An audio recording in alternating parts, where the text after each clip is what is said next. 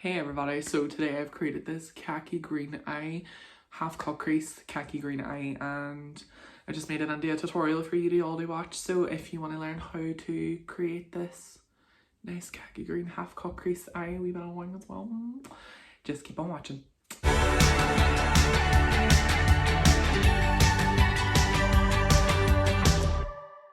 So I'm just patting it on now with a wee beauty blender just to make sure that any creasing is completely gone, so that we have a nice clean base for our eyeshadow. So I'm just going to talk away these while I'm doing it anyway, because I'm actually new to YouTube and I've only been on YouTube just a short amount of time. So for any of you that don't know me, my name's Matthew and I'm 18 years old. I'm from Derry in Northern Ireland and I'm a makeup artist, and I just love doing makeup and I don't really have anything else to do, you know what I mean? Like, it's just my passion. I love art and everything about it, and I just dived into makeup one time and haven't looked back. So I'm just going to go straight in now with a wee bit of the Made by Mitchell Feet on the Ground palette, and I love this palette so much. So because we're doing a khaki green look, it's so suitable because all the colours are kind of khaki green and like earth based. Like all the colours are kind of greens and browns, and then you have your couple hints of like a coral kind of reddy colour here, which is Tiger Lily, which is gorgeous. Actually, I use that for blush sometimes. And then you have some of your shimmers and all up here. So we're just gonna get started. We're gonna go straight in now with greener, which is this kind of khaki green colour down here. And I'm taking my ME1 brush, which is my Mitchell eyeshadow brush, and I'm just gonna place it in the outer corner here. And I usually start here and then I bring it in because we're doing a half cut crease, and that's the way I like to do it anyway. First off, we're just gonna pack the shadow on and we're gonna take it up to our halfway mark here. Now, I've really hooded eyes as well, so I constantly, like when I put my eyebrows on, this is what I look like, so I constantly have to raise my eyebrows because I only wear makeup really for photos most of the time. Whenever I'm going out, I usually just do like a simple brown, so I don't really have to worry about my hooded eyes. But for this type of look, I always have to raise my eyebrows, which is fine with me. Like, some people I know work around them hooded eyes, but I kind of just raise the eyebrows and it does fine. I'm slowly going back and forth with that green and just building it up to give me the nice shape that I want. I'm bringing it down towards the inner third.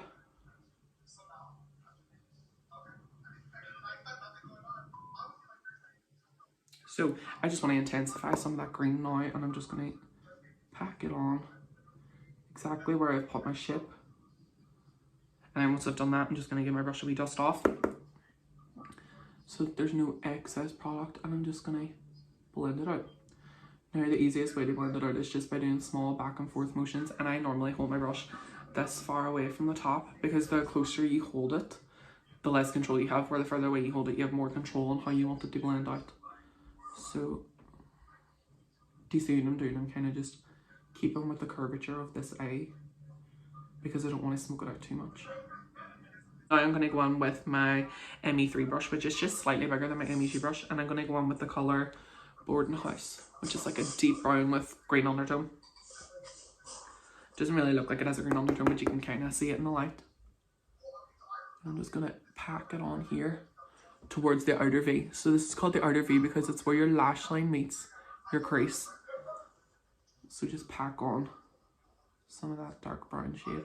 Just intensifies and adds a bit more depth to the outer part. So what I'm going to do now is I'm just going to slightly bring it in to this crease. Next, I'm just going to go on with my Morphe brush, and this is from the Eye Collection. Just there's no actual specific name to this brush. I'm just going to go on with the shade Chameleon, which is on camera it shows really paler because camera takes away from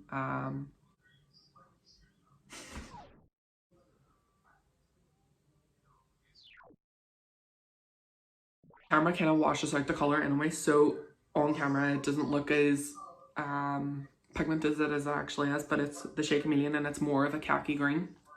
And I'm just going to dab into that lightly and be so ever so light with these eyeshadows as they are really pigmented. And I'm just going to go above where we put that shade, which was greener, and this is going to be our blending colour. We should end up with something like this for now. And I'm just going to make sure that it's completely blended. So I spend a lot of time blending, which is completely fine.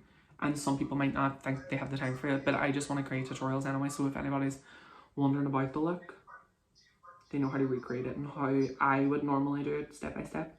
So I've just spent ages editing.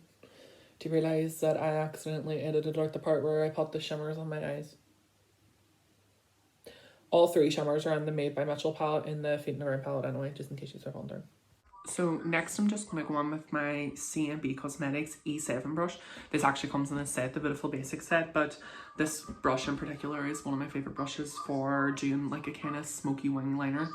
I'm just going to go back in with Board in the House, and what I'm going to do is just apply it like I would apply a wing liner.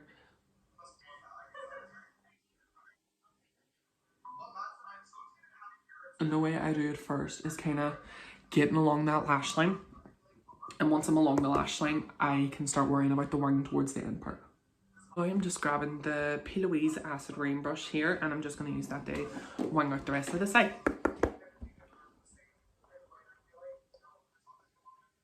So because I have hooded eyes, I have to lift the wing just slightly more than a normal person would.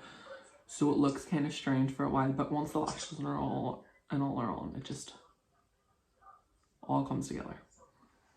I'm just going to go back in with my ME1 brush, and I'm just going to slightly blend that brown smoky eyeliner out that I created with eyeshadow so that it's not too defined. Now I'm just going to go in with the Be Perfect Bad Llama mascara, and I think this mascara retails for about $11.99. You can get it on the Be Perfect website, or you can get it on the C&B Cosmetics website. So I'm just going to put my mascara on now, and then I'll apply my lashes. Next, I'm just going to go on with the Tatty TL10 lashes, and I love these lashes because they last a really long time and they're quite dramatic, and they're not too over the top, if you know what I mean, but they are still lovely. I'm going to be taking my Duo Glue, and it is black, thank God, because the clear one and me just don't get along together. But I'm just going to coat the lash band, and then I'm just going to apply a thin layer to the waterline here, or the upper lash line, sorry. So I've applied a thin layer to the upper lash line as well, and it's just going to help the eyelashes stick better. The eyes. I'm just going to quickly dry it a wee bit. And whenever you're putting on eyelashes, just make sure that you're bending the lash band just to warm it up a bit and make it more flexible, so when it goes on the eye it's not going to feel rough and it's not going to feel too hard.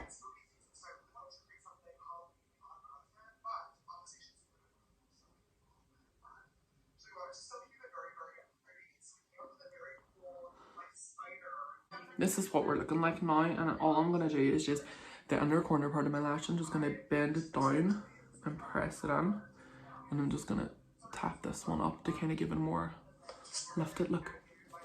So I'll be right back now after I do the other eye. So this is the finished look, all completed now. So all I did was just do the rest of my skin off camera and done the bottom part of my eye, and I just basically used the same shadows that was on the top kind of, and just put it in the bottom of my eye with a wee bit of P. Louise base blank canvas in the waterline just to kind of brighten it up and move my eyes a bit more, and this is what it looks like.